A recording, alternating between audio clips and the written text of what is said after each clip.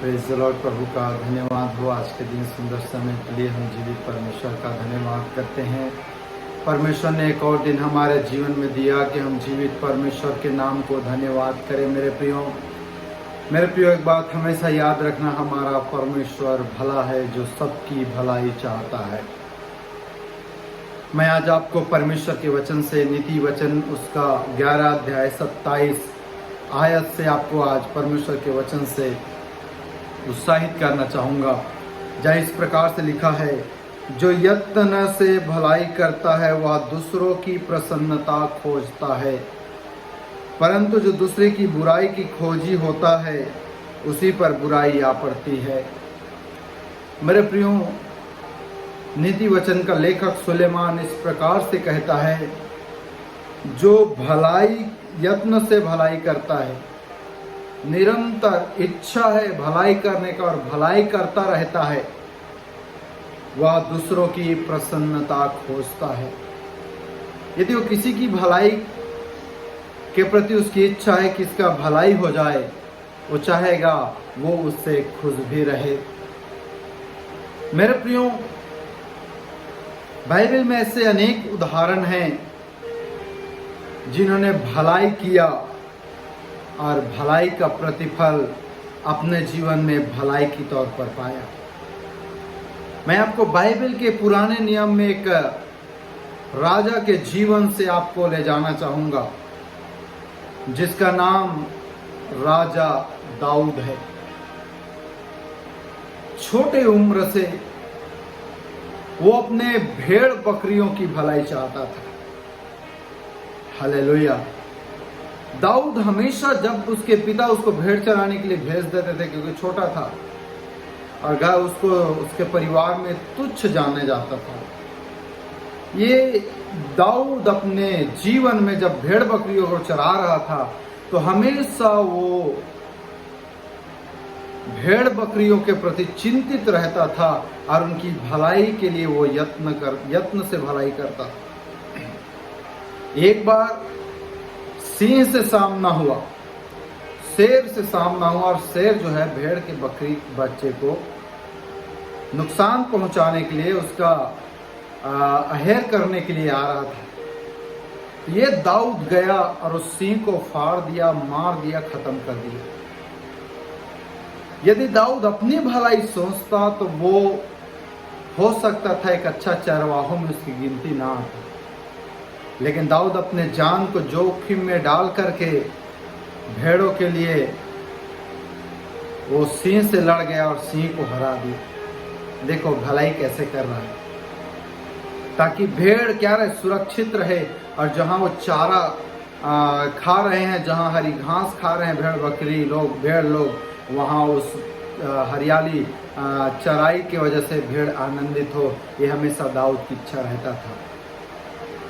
उसके बाद भालू से उसका सामना हुआ, भालू को भी वो मार गिराया, क्योंकि अपने भेड़ों के लिए यत्न से भलाई करता था और वह भेड़ों की प्रसन्नता खोजता था।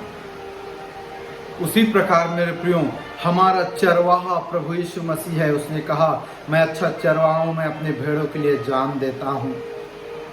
हमारा प्रभु यीशु मसीह यत्न से, जब मनुष्य पाप किया, पाप में गिरा उत्पत्ति के समय में, तब से लेकर के अभी तक वो यत्न से हमारी भलाई करता है और करते आ रहा है और आगे करता रहेगा।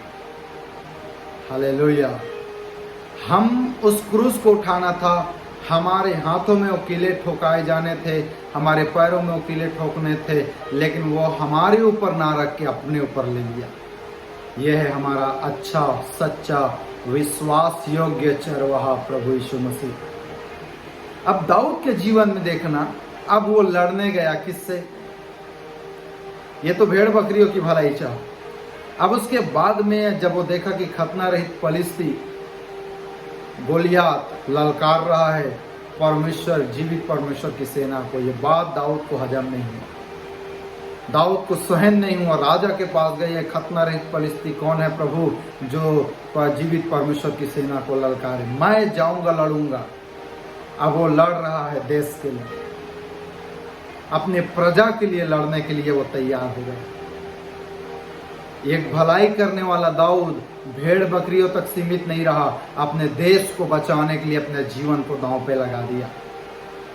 और यही दाऊद गोलियात से लड़ने चला गया और परमेश्वर ने इसके साथ ऐसा भलाई किया कि एक पत्थर से गोलियात को मार गिराया और उसी की तलवार से गोलियात के गर्दन को उसके धड़ से अलग कर दिया। यत्न से भलाई, एक भेड़ के लिए भलाई करके छोड़ नहीं दिया। वहां जरूरत था वहां भलाई किया, उसके बाद में जरूरत था देश के लिए भी उसने काम किया। और सारी प्रजा को अपनी एक भलाई के कारण, एक यत्न से भलाई करने के कारण वो परमेश्वर ने उसको ब्लेस किया, उसकी हाथों से गोलियात को मार गिराया। मेरे प्रिय, उसी प्रकार हम केवल अपने लोगों तक, कलीसिया तक, विश्वासियों तक सीमित नहीं रहना है, अपने परिवार तक सीमित नहीं रहना है, अपने देश के लिए भी हमें भलाई के लिए प्रार्थना करना है, भलाई में लगे रहना है। हमारा प्रभु यीशु मसीह केवल इस्राएलियों के लिए नहीं आया, वो जगत के एक एक व्यक्ति के लिए आया जो यीशु मसीह पर विश्वास करे। नहीं करने वाले के लिए भी आया ताकि वो उस पर विश्वास करे। हर व्यक्ति के लिए उसने अपना जान दिया ताकि जो कोई इस पर विश्वास करे वह अनंत जीवन को प्राप्त करे। ये भलाई को हम अपने प्रभु यीशु मसीह के जीवन से हम देखते हैं। तो भलाई करने का परिणाम क्या निकला दाऊद के जीवन में? भलाई किया तो इसको क्या प्रतिफल मिला? घर से कोई प्रतिफल नहीं मिला, लेकिन प्रतिफल मिला तो परमेश्वर की ओर से, राजा की ओर से, हालेलुया, लोगों की ओर से दाऊद को प्रतिफल मिला। लंगड़े लुच्चे भी दाऊद का सम्मान करते थे। हालेलुया। मेरे प्रिय, यदि हम भलाई करेंगे मसीह में एक दूसरे के प्रति, परमेश्वर हमको ब्लेस करे। पहला भेड़ के प्रति, देश के प्रति, राजा के प्रति, साउल के प्रति भी उसने भलाई की। ऐसा कोई बुराई नहीं किया दाऊद ने। जब साउल दिशा फिरने के लिए गुफा में गया था, दाऊद ने उसके कपड़े को छोड़कर काटा, उसमें भी पछताया कि मैंने इसके कपड़े को काट लिया।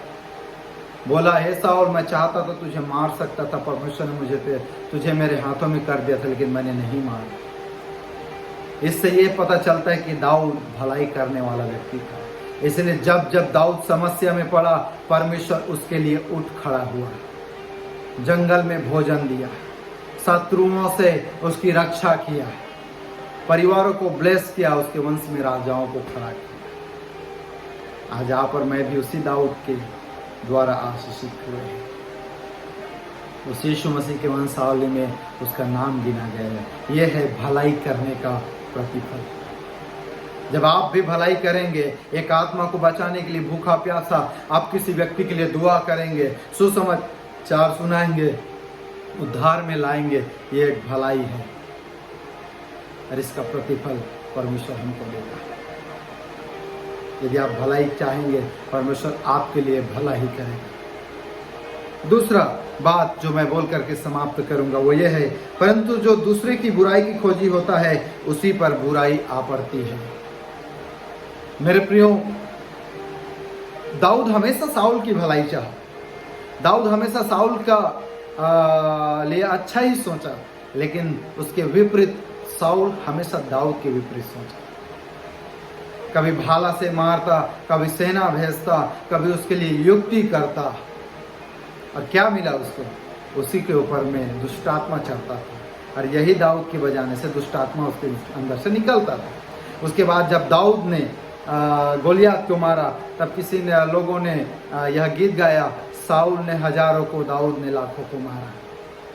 ये बात साउल को हजम नहीं, और वो दाऊद को भाले से वार किया, सेना से पकड़ने का कोशिश किया, बुराई चाहा, इसलिए युद्ध में साउल मारा गया। और जब भी युद्ध हुआ तो दाऊद हमेशा जयवंत हुआ।